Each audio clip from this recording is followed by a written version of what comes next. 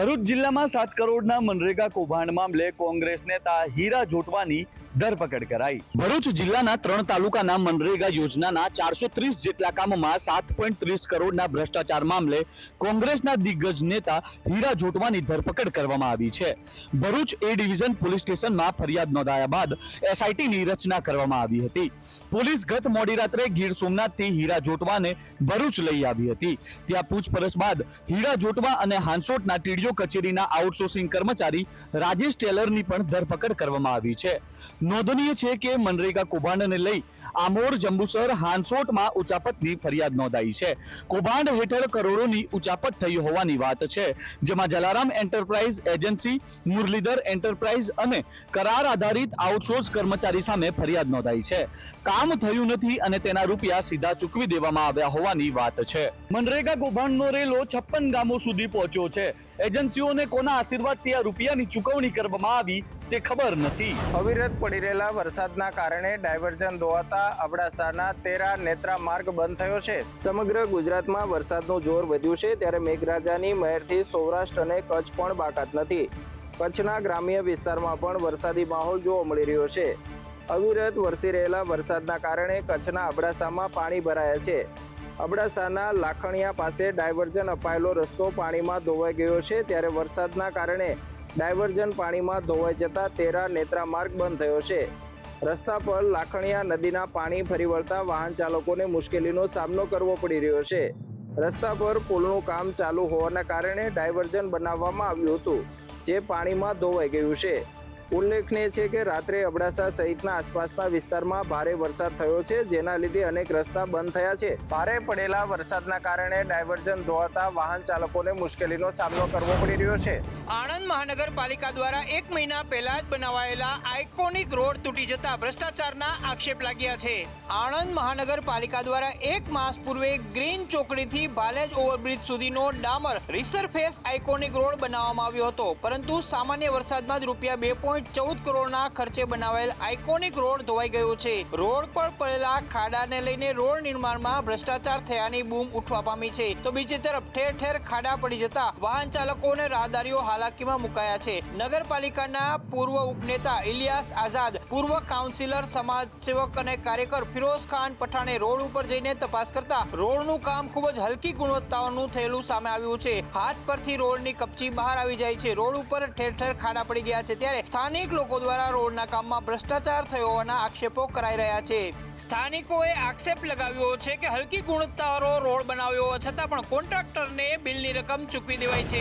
સુરતના વેદોડ ખાતે પગથિયાના સ્લેબનો ભાગ ધરાશય થતા એપાર્ટમેન્ટના 13 લોકો ફસાયા। સુરત શહેરના વેદોડ ખાતે પગથિયાનો સ્લેબ ધરાશય થયો હોવાની ઘટના સામે આવી છે। ડેનાકુંડ એપાર્ટમેન્ટનો પગથિયાનો સ્લેબ ધરાશય થયો હતો, જેના કારણે 13 લોકો એપાર્ટમેન્ટમાં ફસાયા હતા। જો કે ઘટનાની જાણ ફાયર વિભાગને કરતા તેમણે બનાવ સ્થળે પહોંચી 13 વ્યક્તિઓનું સફળ રેસ્ક્યુ કર્યું હતું। સદનસીબે ઘટનામાં કોઈ જાનહાનિ નહીં સર્જાઈ હતી। તમને જણાવી દઈએ કે શહેરમાં ચોમાસાની ધમાકેદાર શરૂઆત થઈ ગઈ છે, જેના કારણે સુરતના રસ્તાઓ પર નદી વહેતી હોય તેવા દ્રશ્ય આપણને જોવા મળ્યા હતા। વરસાદી પાણી રસ્તા પરથી લોકોના ઘર, દુકાનમાં ઘૂસી ગયા હતા। આ વચ્ચે હવે પગથિયાનો સ્લેબ ધરાશય થયો હતો। આ બનાવમાં કોઈ પણ પ્રકારની જાનહાનિ થઈ ન હતી। આ ઘટનામાં 13 લોકોનું ડભોલી અને મુગલીસરાના ફાયર સ્ટેશન દ્વારા રેસ્ક્યુ કરાતા લોકોએ રાહતનો શ્વાસ લીધો હતો। યોજાયેલી ભગવાન જગન્નાથજીની રથયાત્રા આ વખતે ઐતિહાસિક બની છે। અમદાવાદમાં અષાઢી બીજના દિવસે ઉજવાતી ભવ્ય જગન્નાથ રથયાત્રામાં ભગવાન જગન્નાથ મંદિર જમાલપુરના મહંત 1008 મહામંડલેશ્વર શ્રી દિલીપદાસજી મહારાજને વૈષ્ણવ સંપ્રદાય દ્વારા જગતપતિ જગતગુરુની પદવી આપવામાં આવી છે। આ અવસરે કેન્દ્રીય ગૃહમંત્રી અમિત શાહ, સાધુ સંતો હાજર રહ્યા હતા। આ સન્માન સાથે મહાનશ્રી હવે જગતગુરુ દિલીપદાસજી મહારાજ તરીકે ઓળખાશે। ઉપરાંત આ પદવી માટે અખાડાઓના પ્રમુખો, આચાર્ય, મહામંડલેશ્વરો, પ્રતિષ્ઠિત સંતો અને કાશી વિદ્વત પરિષદની સંમતિ આવશ્યક હોય છે। તમામ ધોરણો પૂરા થયા પછી શંકરાચાર્યની પદવી એનાયત થાય છે। આપને જણાવી દઈએ કે દેશમાં હાલ ઓડિશામાં ગોવર્ધન મઠ, ગુજરાતના દ્વારકામાં શારદા મઠ, ઉત્તરાખંડમાં જ્યોતિર્મઠ અને રામેશ્વરમમાં શૃંગેરી મઠમાં 4 શંકરાચાર્યો છે। આ સિવાય કાંચીપુરમમાં કાંચી મઠ એક હિન્દુ મઠ છે। અહીંના મઠાધીશ્વરને શંકરાચાર્ય કહેવામાં આવે છે। મહંત દિલીપદાસજી હવે મહામંડલેશ્વરના જગ્યાએ જગતગુરુ દિલીપદાસજી મહારાજ તરીકે ઓળખાશે। અમદાવાદ રથયાત્રામાં દેશભક્તિનો ટેબલો લોકોનું આકર્ષણનું કેન્દ્ર બન્યો। અમદાવાદની રથયાત્રામાં સૌથી ભાગ લીધો છે. રથયાત્રામાં આ વર્ષે દેશભક્તિ પર કેન્દ્રિત ટેબ્લોએ લોકોનું ખૂબ જ ધ્યાન ખેંચ્યું છે.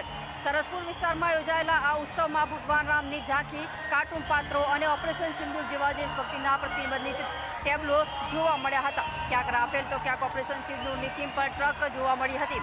ઉલ્લેખનીય છે કે પહેલગામ હુમલામાં મારા ગયેલા નિર્દોષ હિન્દુ ભારતીયોના મોતનો બદલો લેવા માટે ભારત સરકારે ઓપરેશન સિંદૂર હાથ ધર્યું હતું, જેમાં પીઓકેમાં ચાલતા આતંકવાદી ઠેકાઓને તોડી પાડીને બદલો લેવામાં આવ્યો હતો. ત્યારબાદ ભારત પાકિસ્તાન વચ્ચે તણાવની સ્થિતિ સર્જાઈ હતી અને ભારતે પાકિસ્તાન તરફથી કરવામાં આવેલા દરેક હુમલાને નિષ્ફળ બનાવ્યો હતો. તો શૌર્ય, વીરતા અને શહાદતને ઉજવવા માટે ઓપરેશન સિંદૂરનો ટ્રક ખાસ તૈયાર કરવામાં આવ્યો છે. અમદાવાદમાં ઓપરેશન સિંદૂરના ટેબ્લોએ લોકોનું આકર્ષણનું કેન્દ્ર બન્યો છે અને સેનાનો જુસ્સો વધાર્યો છે. તે થકી લોકોએ તેને બિરદાવી છે. વડોદરા શહેરમાં આજરોજ ધામધૂમથી ભગવાન જગન્નાથજીની રથયાત્રા નીકળી હતી. વડોદરા શહેરમાં આજરોજ ભગવાન જગન્નાથજીની 44મી રથયાત્રા નીકળી હતી. અમદાવાદમાં થયેલ પ્લેન ક્રેશની દુર્ઘટનાને પગલે શોક વ્યક્ત કરવાના હેતુથી કોરોના બાદ ઇતિહાસમાં પ્રથમવાર વિવિધ પ્લોટ્સ અને ડીજેની કતારો વગર ભગવાન જગન્નાથ, ભાઈ બલરામ અને બહેન સુભદ્રા સાથે નગરચર્યાએ નીકળ્યા હતા. રેલવે સ્ટેશન ખાતે સાંસદ, municipal commissioner, deputy mayor, police commissioner દ્વારા ભગવાનની આરતી ઉતાર્યા બાદ પહિંદ વિધિ થયા બાદ રથયાત્રાનું પ્રસ્થાન કરવામાં આવ્યું હતું. મોટી સંખ્યામાં વડોદરા નગરજનો રથયાત્રામાં જોડાયા હતા, જેમાં ઠેર ઠેર રથયાત્રાનું સ્વાગત કરાયું હતું. રેલવે સ્ટેશનથી શરૂ થયેલી ભગવાન જગન્નાથજીની રથયાત્રાનું પોલો ગ્રાઉન્ડ ખાતે સમાપન કરાયું હતું. આજે અષાઢી બીજના પાવન અવસરે સુરતમાં પણ ભગવાન જગન્નાથ, બલરામ અને સુભદ્રા નગરચર્યા નીકળ્યા છે. ત્યારે ભક્તોનું માનો મહેરામણ ભગવાન જગન્નાથના દર્શન માટે ઉમટી પડ્યું છે. આજે અષાઢી બીજના પાવન અવસરે સુરતમાં પણ ભગવાન જગન્નાથજી, સુભદ્રા અને બલરામ સાથે નગરચર્યાએ નીકળ્યા છે. ત્યારે સુરતની જહાંગીરપુરા વિસ્તારમાં આવેલ ઇસ્કોન મંદિર દ્વારા દર વર્ષે જગન્નાથજીની રથયાત્રા કાઢવામાં આવે છે, જે સુરતની 13 કિલોમીટર લાંબી રથયાત્રા કહેવામાં આવે છે. સુરત સ્ટેશનથી લઈ જહાંગીરપુરા ઇસ્કોન મંદિર સુધી રથયાત્રાનો રૂટ છે. ત્યારે ભક્તોને પણ એક વર્ષમાં એક વખત યાત્રામાં જોડાઈ ભક્તોને રથને રસીને ખેંચવાની ધન્યતા અનુભવે છે. ભગવાન જગન્નાથજી, સુભદ્રા અને બલરામ નગરચર્યાએ નીકળ્યા ત્યારે ભગવાનના રથને ખેંચવા માટે ભક્તોનું ઘોડાપૂર જોવા મળ્યું. તે સાથે ભગવાનની પ્રસાદી માટે ભક્તોની પડાપડી જોવા મળી. ભાવનગરમાં નીકળી ભગવાન જગન્નાથની ભવ્ય રથયાત્રા.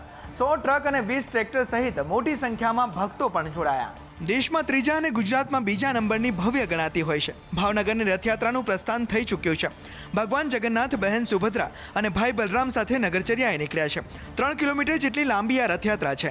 14 કલાક સુધી 17 કિલોમીટરના રૂટ પર આ રથયાત્રા ફરશે. આજે સવારે જ ભાવનગરના સુભાષનગરમાં ભગવાનેશ્વર મંદિરમાં સવારે 6 વાગે જગન્નાથજી, બલરામ અને સુભદ્રાના આંખો પરથી પાટા હટાવાયા હતા. સ્નાન અને પૂજા અર્ચના બાદ શાસ્ત્રોક્ત વિધિથી રથ પર સ્થાપના કર્યા બાદ સંતો, મહંતો અને મહાનુભાવો દ્વારા છેડાપુરા અને પહિંદ વિધિ કરાઈ, જે બાદ સવારે 8:30 વાગે રથયાત્રાનો પ્રારંભ થયો. આ વર્ષે પણ પરંપરાગત રીતે ભોઈ સમાજના યુવકોએ રથને ખેંચીને પ્રસ્થાન કરાવ્યું. સમગ્ર માહોલ જય રણછોડ અને જય કનૈયા લાલકીના નાદથી ગુંજી ઉઠ્યો. ભાવનગરમાં ભગવાન જગન્નાથની રથયાત્રા 17 કિલોમીટરના માર્ગે ફરી રાત્રે 10 વાગે પરત ફરશે. અષાઢી બીજના શુભ દિને અમદાવાદ સહિત દેશભરમાં ભગવાન જગન્નાથની રથયાત્રા યોજાઈ રહી છે. ત્યારે પાલનપુરમાં પણ ભગવાન જગન્નાથ, બેન સુભદ્રા અને ભાઈ બલભદ્ર સાથે નગરચર્યાએ નીકળ્યા હતા. પાલનપુરમાં ભગવાન જગન્નાથની ઓપરેશન સિંદૂરની થીમ પર રથયાત્રા નીકળી હતી, જેમાં મોટી સંખ્યામાં ભાવિ ભક્તો જોડાયા હતા. ઓપરેશન સિંદૂરની થીમ પર નીકળેલી યાત્રામાં વિવિધ પ્રકારના ભક્તો દ્વારા વિવિધ પ્રકારના સ્વાગત પણ કરવામાં આવ્યા છે. ભગવાન જગન્નાથજી, બેન સુભદ્રા અને ભાઈ બલભદ્રજીના દર્શન કરવા માટે વહેલી સવારથી જ ભક્તોની ભીડ જામી હતી. પાલનપુર નગરના માર્ગ ઉપર જય રણછોડ, માખણ ચોરના નાદથી પાલનપુર શહેર ગુંજી ઉઠ્યું હતું. પાલનપુરના મોટા રામજી મંદિરથી લઈ ભગવાન શ્રી જગન્નાથની રથયાત્રા નાની બજાર, મોટી બજાર, ત્રણબત્તી, સીમા ગેટ, દિલ્હી ગેટ થઈ સાંજે નિજ મંદિર પરત ફરી હતી. પાલનપુરમાં 18 કિલોમીટર લાંબા રથયાત્રાના રૂટમાં હજારો ભક્તોનું ઘોડાપુર ભગવાન જગન્નાથને આવકારવા ઉમટ્યું હતું.